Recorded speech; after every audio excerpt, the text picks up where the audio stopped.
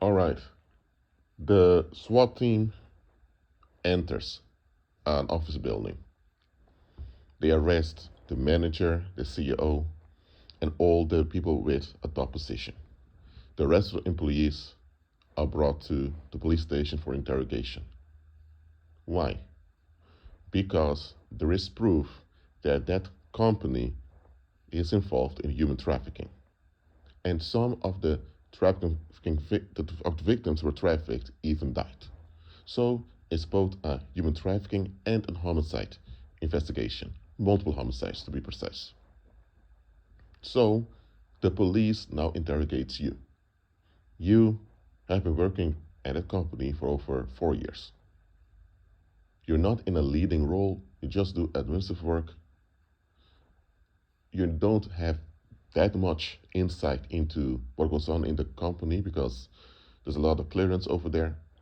Nevertheless, because you work there and the company is involved in human trafficking and multiple homicides, based on the protocol, they need to interrogate you too. Now, the police made very clear that you're not a suspect because they did their research and based on what they figured out, you weren't even invited to the meetings of the management. So they interrogate you. At some point, the police officer, or say the detective, asks you, ma'am, did you ever pick up anything weird with either the financial records or did you ever pick up anything weird with the reservations? Did you ever pick up anything that simply didn't add up? And then you tell the police, well, 3 years ago, I had to hand in the monthly report of all the bookings. And suddenly I saw that they wrote down we had 500 bookings. Problem is, we only have 80 rooms over here, 8 accommodations. And that month, I could remember very well, we didn't even have that many customers. Where did I get 500 bookings from? But, back then, I was only thinking about paying my bills, so I didn't go into it. Then the police ask you, did something like that happen another time? Well, there were a few times there were people coming in and out of the hotel, but they never paid. And when I called it out that, hey, I didn't see any receipt or I didn't see any payments, they would tell me they'll take care of it. I shouldn't worry about it. Then the police officer asks you when this happened. Just a few months after the first incident. Then the police asks you, ma'am, was there another thing that you thought was weird? Well, normally if there's a management meeting in every company, all the employees are invited because it's about whole company. But with us, only a few people are invited always. And then the police officer asks you, but ma'am, so you had multiple incidents that showed you had proof that something was off with this company. Why didn't you leave? Yeah, I had to pay bills, sir. Then police officer says, but ma'am, there's no excuse. I mean, with your resume, you could get any other job. And 3 years ago, the job market was not tight as it is right now. Why did you ignore warning symptoms and you stayed part of something you knew was amiss? You become silent. Now, the police does not arrest you, but behind the scenes, they turn you to a suspect. Now, why are they turning you into a suspect? You were not a suspect first. First, even the police thought, oh, you were just being framed, whatever. But now that they've spoken to you and you admitted that you ignored warning symptoms, now you look guilty. Or better fact, you only look guilty, you are guilty. The moment you notice that something was amiss and you realize that there's no way to explain or justify this, you should have done your further research And if you notice that more is amiss, you should have left. But you chose to be part of something that was amiss. And that alone means that you are to blame too for whatever goes wrong. Simple as that. But hey, let's look at society. How often does it not happen that scandals come out?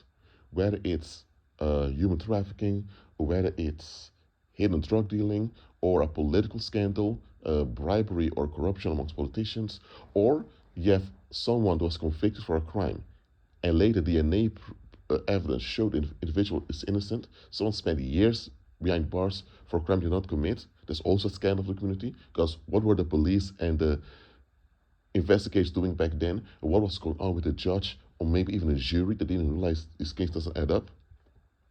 Anytime a scandal comes out, what happens? Everyone acts like they don't know anything. Everyone acts like they don't know what goes on. Everyone acts so surprised. Listen, if you were a teenager and you really believe that people were surprised and shocked by all of that, okay, I can give you that. If you're in early 20s and you're a bit naive and you still believe people are certainly shocked and upset, I can give you that too. But if you're beyond age 25 and you still believe in the innocence of the masses, that people are truly shocked by all the scandals, I'm telling you, something's wrong with you. It's one thing to be in denial because something is so hurtful, traumatic, and shocking.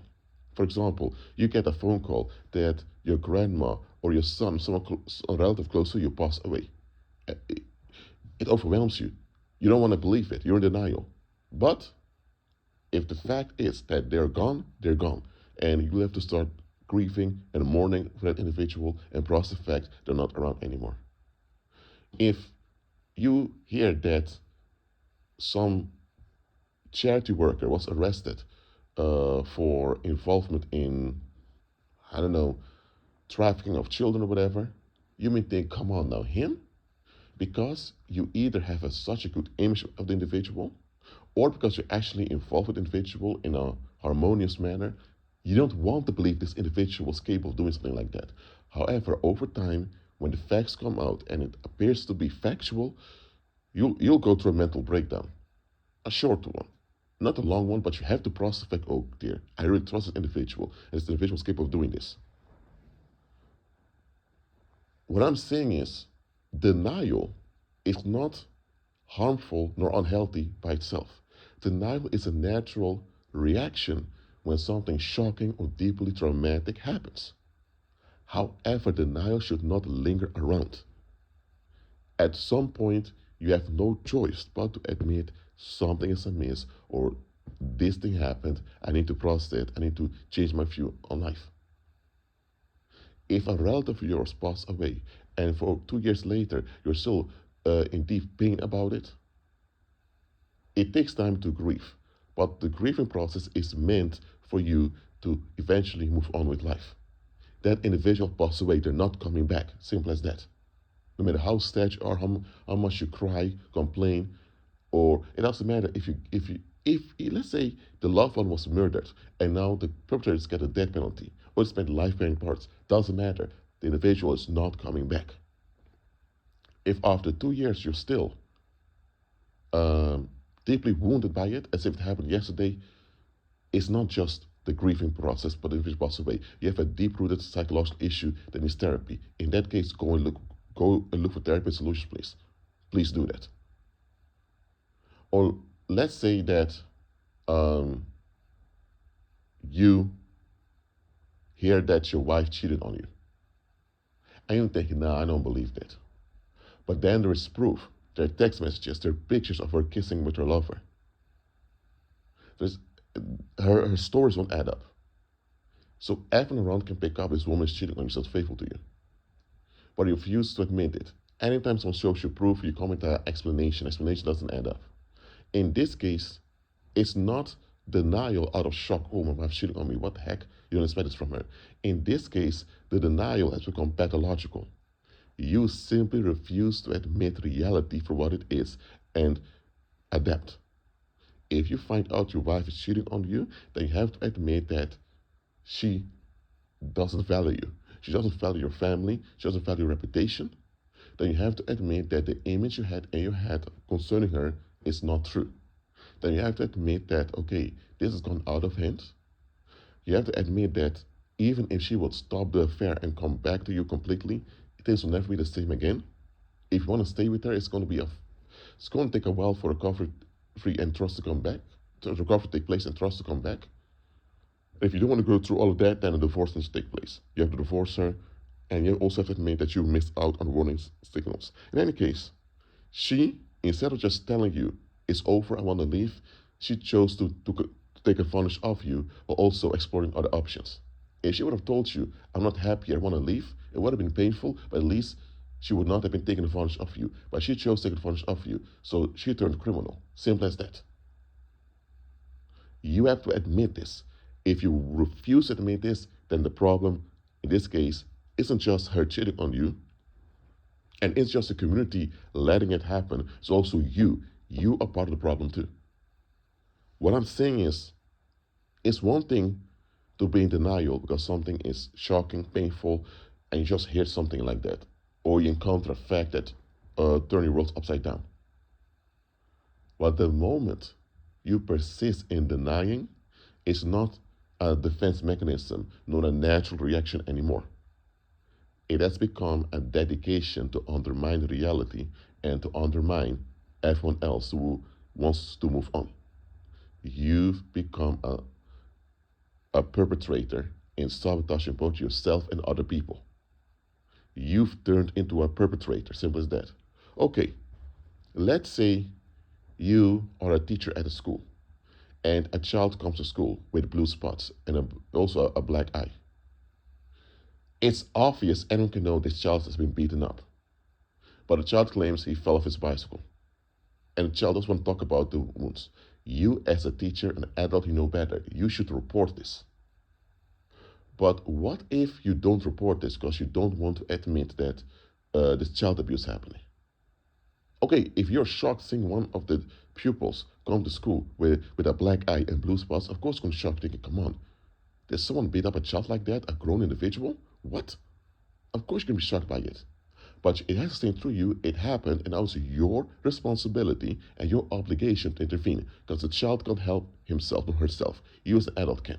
What if you want to be left alone? You don't want to be involved. So you begin to deny what happened. You denying it means that you let it continue.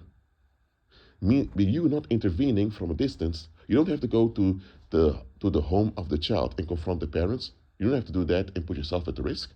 No, but you can make a phone call or you can report it. So something is done about it. If you report it and authorities go in on it, then it's not you. You did your part. But if you don't even want to admit, and because you don't want to be confronted things like that, you are undermining the well-being of this child. You're also enabling child abuse in the community. That means if this child ends up turning into a monster later on, harming the community, it's your fault too. You're in on it too, and people have a right to blame you, and people have a right to bring repercussions on you. Because you were not only selfish, you became narcissistic, only think about your own ease and relief.